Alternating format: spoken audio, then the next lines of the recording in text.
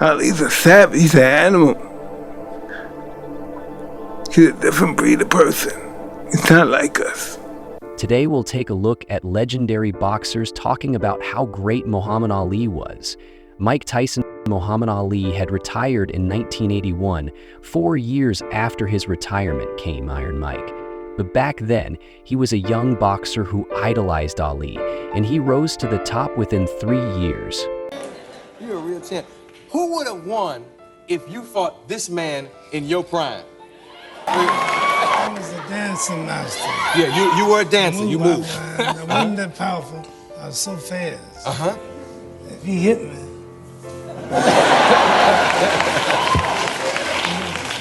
best if he catch me. Yeah. What would you say, Mike? I by no means, I'm vain. I know I'm great, but can I tell you something? In this situation, every head must bow, every tongue must confess. This is the greatest of all time.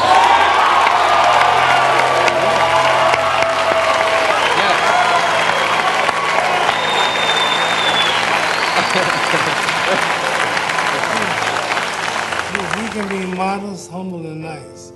This man's great. And I don't know what would happen if he hit me. You know, I don't believe that, because the champ is very modest, you know what I mean? 'Cause Yeah.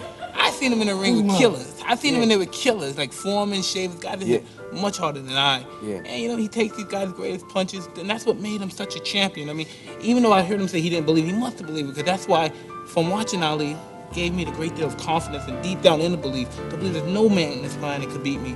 From listening to him for all those years since I was a little boy. Yeah. And He always declares the legend was in a league of his own.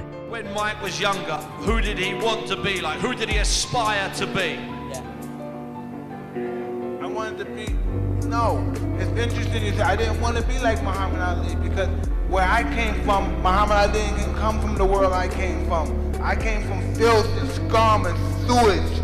So I wanted to be mean like Sonny Liston and Jack Dempsey. I wanted to be ferocious. I wanted to kill you with my stare. I wasn't like Muhammad Ali. I love and respect Muhammad Ali, but Muhammad Ali is not like me. He don't come from the world I come from. Even years after Ali passed away, Tyson remembers him as the miracle of the boxing world. Great left jab, but what made him more special than anything was the intestinal fortitude. He was tough as nails. Knock down, get back up, and fight you to death. You know what I mean? And he got that from Ali. He was Ali's sparring partner. Ali's a giant. There's nowhere other fighters can match him. He'll die for this shit. He'll die. I'm not gonna die for this. George Foreman and Muhammad Ali only fought against each other once in 1974, but that match became a nightmare for Foreman. But Foreman couldn't forget Ali's brutal punches even after his death. Muhammad Ali was as smart as Charlie Rose and as pretty as Gail King. What could I do? It was really strange. I thought I'd knock him out in 1 or 2 rounds, but about the 3rd round, I'd hit him and he fell on me. I thought, that's it. And he started screaming, "That all you got, George? Show me something." And I knew then. He said this in an interview. You know what? If he could have continued with the trash talk if he hadn't hit me with that straight right hand. That did it. Yeah. But George, on the canvas, the most embarrassing moment of my life. You know how those ladies walk around with the ring card? I was thinking, please don't come back in here. Larry Holmes. You know, so I really respect Ali a whole lot. It hurt you to punish him that way, didn't it? I feel that he fought one of the baddest heavyweights in the world today, and you cannot take credit from him. Larry Holmes was 7 years younger than the greatest Muhammad Ali and debuted 13 years after him. For 5 years of his career, he sparred with Ali at Deer Lake and credits the legend for many of his brutal combinations. He said this in an interview. I was in a no-win situation.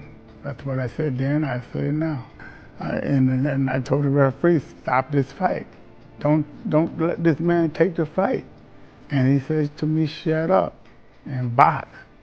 They told me shut up and fight. Keep beating him up. I beat him up. What I got to do, kill him? Evander Holyfield when he was 8. Evander Holyfield's coach told him he could be like Muhammad Ali, and he said that he'd have to ask his mom first. Just like Tyson, Holyfield was also inspired by Ali since childhood, he said. It's almost like a bittersweet type situation. It's time. It's, you know, how long do you keep someone here? Work is over, and so it was, you know.